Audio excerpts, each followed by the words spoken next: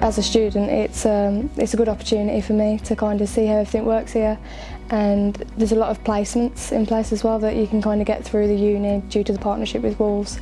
And there's like I've got people in my class who do they coach, or they're doing an analysis here, or they're just involved in something to do with Wolves, and there's a lot of different opportunities that people have had through Wolves.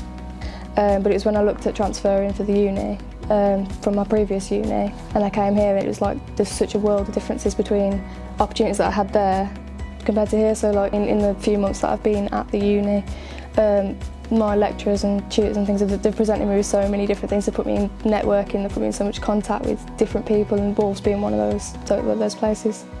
I'd love to be part of things that makes a club successful.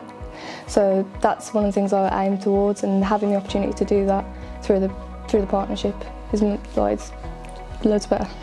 My career goal is to be an analyst, a football analyst, for post-match, pre-match, just anything I can do to make a club win, essentially. So I just want to see my team win, and drive them to that through using data and statistics.